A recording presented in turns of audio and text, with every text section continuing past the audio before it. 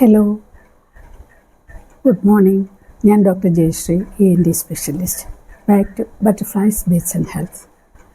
കഴിഞ്ഞ ആഴ്ച എൻ്റെ ഒരു നെയ്ബർ എന്നെ വിളിച്ചിട്ട് പറഞ്ഞു, എൻ്റെ ഭാര്യയ്ക്ക് ടിനിറ്റസാണ്, അതിന് ട്രീറ്റ്മെൻ്റ് ഇല്ലല്ലോ ഡോക്ടറെ, അതുകൊണ്ട് കൺസൾട്ടേഷന് വരേണ്ട കാര്യമില്ലല്ലോ. അപ്പോൾ ഞാനൊന്ന് ഞെട്ടിപ്പോയി. അപ്പോൾ ഞാനിങ്ങനെ മനസ്സിൽ വിചാരിച്ചു, ട്രീറ്റ്മെൻറ്റ് ചില കണ്ടീഷനിൽ ട്രീറ്റ്മെൻ്റ് ഇല്ല, പക്ഷേ ഒരു രോഗിയെയും മെഡിക്കൽ ശാസ്ത്രം ട്രീറ്റ്മെൻ്റ് ഇല്ല എന്ന് നിഷേധിച്ച് അനുഭവിക്കാൻ വിടാറില്ല. അവരുടെ അസ്വസ്ഥതകൾ ഏറ്റവും കുറച്ച് ഏറ്റവും അലീവിയേറ്റ് ചെയ്ത് അവരെ ഒരു പ്ലസൻ്റായിട്ട് അല്ലെങ്കിൽ അവർ സന്തോഷമായിട്ട് ജീവിക്കാനുള്ള അവസ്ഥ ഈവൻ അഡ്വാൻസ്ഡ് ക്യാൻസറിൽ പോലും നമ്മുടെ പാലിയേറ്റീവ് കെയർ വരെ കൊണ്ട് ചെയ്യുന്നുണ്ട്. എന്നിട്ടാണോ ഈ ടിനിറ്റസിന് ട്രീറ്റ്മെൻ്റ് ഇല്ല എന്ന് പറഞ്ഞ് കൺസൾട്ട് ചെയ്യാതെ ആ ടിനിറ്റസിൻ്റെ എല്ലാ ബുദ്ധിമുട്ടുകളും അറിഞ്ഞ് ഡിപ്രഷനിലേക്കൊക്കെ പറഞ്ഞു വിടുന്നത്? അതുകൊണ്ട് ഞാൻ വിചാരിച്ചു ഇന്ന് ടിനിറ്റസിനെ പറ്റി സംസാരിക്കാമെന്ന്.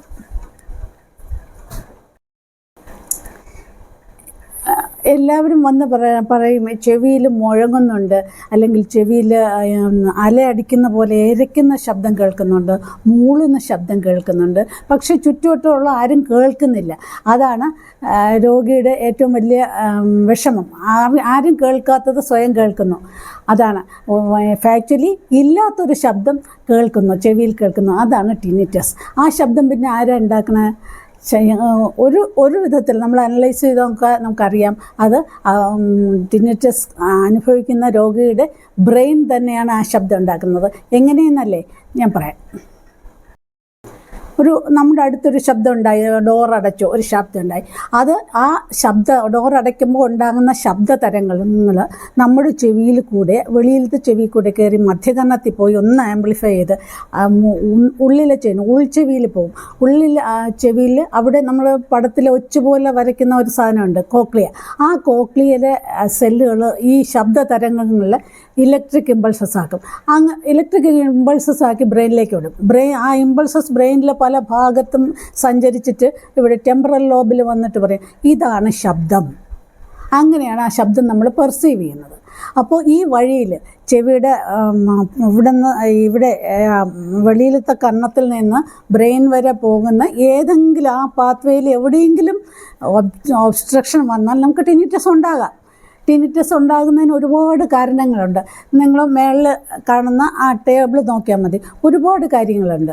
പക്ഷേ എല്ലാം കൂടി നമുക്ക് ഇപ്പോൾ 1, 2, 3 തവണയായിട്ട് പറഞ്ഞു തീർക്കാൻ പറ്റത്തില്ല. ഏറ്റവും മിനിമലായിട്ട് ഏറ്റവും സാധാരണ കാണുന്ന ടിനിറ്റസിന് ഏതൊക്കെയാണെന്ന് പറയാം. നമുക്കെന്ത് പരിഹാരം അതിനുണ്ടെന്ന് നോക്കാം. ഓക്കെ, ചെവിക്കായ വന്ന് അടയുന്നു. ചെവിക്കായ വന്ന് അടഞ്ഞു കഴിഞ്ഞാൽ ഒരു മൂളലുണ്ടാവും. വന്ന് പറയും ചെവി മൂടുന്നു, അടഞ്ഞിരിക്കുന്നു, മൂളുന്നു. ചെവിക്കായ വരയ്ക്കും. അത് മാറ്റിക്കഴിഞ്ഞാൽ ടിനിറ്റസും മാറും. പിന്നെ നമുക്ക് കോൾഡോ സൈനസൈറ്റിസോ ഒക്കെ വന്ന് നമ്മൾ ചീറ്റുമൊക്കെ ചെയ്താൽ മൂക്കും ചെവിയും ബന്ധിപ്പിക്കുന്ന യൂസ്റ്റേഷൻ ട്യൂബ് ബ്ലോക്ക് ആവും. അപ്പോൾ ചെവിയുടെ അകത്തെ പ്രഷർ കുറയും. അവിടെ നമുക്ക് വീണ്ടും മൂളൽ നമുക്ക് അനുഭവപ്പെടും. ചെവിയിൽ ഇരയ്ക്കുന്ന മാതിരി തോന്നും. അതും ട്രീറ്റ് ചെയ്ത് കഴിഞ്ഞാൽ സൈനസൈറ്റിസിൻ്റെ ട്രീറ്റ്മെൻറ്റ് കഴിഞ്ഞ് കഴിയുമ്പോൾ അതും മാറുന്നുണ്ട്. അതുപോലെ കോക്ലിയയുടെ സെൽസിന് ഡാമേജ് വരുമ്പോൾ വെച്ചാൽ നമ്മുടെ പ്രായമാകുന്നതനുസരിച്ച് നമ്മുടെ ശരീരത്തിലെ എല്ലാ കലകളും ക്ഷയിക്കുമല്ലോ, അതുപോലെ തന്നെ കോക്ലിയയുടെ സെൽസും ക്ഷയിക്കും. അപ്പോൾ നമുക്ക് കേൾവിക്കുറവാകും. ആ കേൾവിക്കുറവും നമുക്ക് ടിനിറ്റസ് ഉണ്ടാക്കും. ആ ടിനിറ്റസ് മാറുമോ? ഒരു പക്ഷേ നെയ്ബറിൻ്റെ സംശയം ആ ടിനിറ്റസാണ് മാറാത്തതെന്നോ ആയിരിക്കാം. ആ ടിനിറ്റസ് മാറുന്നില്ല, പക്ഷേ നമ്മൾ രോഗിയെ ടിനിറ്റസും കൊണ്ട് ജീവിക്കാൻ പറയുന്നതേയില്ല. നമുക്ക് കേൾവി ഓഡിയോഗ്രാം ചെയ്തു, കേൾവി ടെസ്റ്റ് ചെയ്തു, കേൾവിക്ക് അനുസരിച്ചുള്ള ഹിയറിംഗ് എയ്ഡ് വെച്ചാൽ, ഈ പുതിയ ഹിയറിംഗ് എയ്ഡുകളിലെല്ലാം ടിനിറ്റസ് മാസ്കേഴ്സ് ഉണ്ട്. അപ്പോൾ ടിനിറ്റസ് മാസ്കേഴ്സ് ഉള്ള ഹിയറിംഗ് എയ്ഡ് വെച്ച് കഴിഞ്ഞാൽ ടിനിറ്റസിൽ നിന്ന് മുക്തമാകുമല്ലോ. നേരത്തെ കുറേ കാലങ്ങൾക്ക് മുമ്പ് ഞാനൊക്കെ ENTക്ക് പഠിക്കുന്ന കാലത്ത് ടിനിറ്റസ് ഉള്ളവരുടെ എന്താ പറയുക, പില്ലോയ്ക്കടിയിൽ ഒരു ട്രാൻസിസ്റ്റർ റേഡിയോ വെച്ചോളൂ, ഓൺ ചെയ്തോളൂ, രാത്രി കിടന്നാൽ സുഖമായിട്ട് ഉറങ്ങാം, പാട്ട് കേട്ട് ഉറങ്ങാം. കാരണം ടിനിറ്റസ് ഏറ്റവും കൂടുതൽ രോഗിക്ക് തോന്നിക്കുന്നത് നിശബ്ദമായ അന്തരീക്ഷത്തിലാണ്. അപ്പോൾ ഹിയറിംഗ് എയ്ഡ് തീർച്ചയായിട്ടും ടിനിറ്റസ് മാസ്കറുള്ള ഹിയറിംഗ് എയ്ഡ് ഇതിനൊരു പരിഹാരമാണ്. അതായത് ടിനിറ്റസിന് പരിഹാരം ഇല്ലാഴികയില്ല. ഇനി ഹിയറിംഗ് എയ്ഡ് തന്നെ വേണമെന്നല്ല, ടിനിറ്റസ് മാസ്കേഴ്സ് തന്നെ ഇപ്പോൾ അവൈലബിൾ ആണ്. അതുകൊണ്ട് തന്നെ നമുക്ക് ടിനിറ്റസ് മാറിക്കിട്ടും.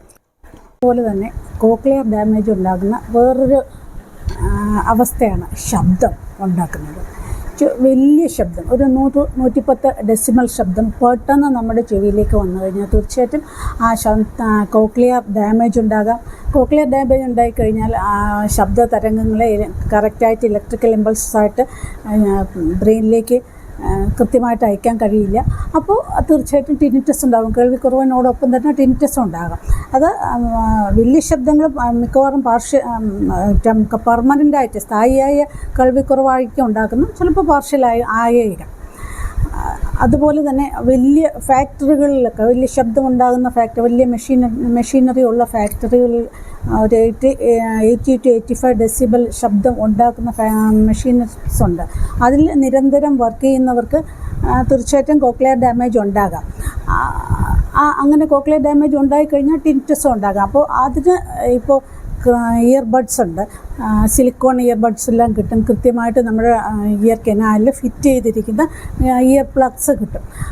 അതുകൊണ്ട് തന്നെ അത്രയും ശബ്ദങ്ങൾ നമ്മുടെ കർണപടത്തിൽ വീഴാതെ നമുക്ക് സൂക്ഷിക്കാൻ പറ്റും.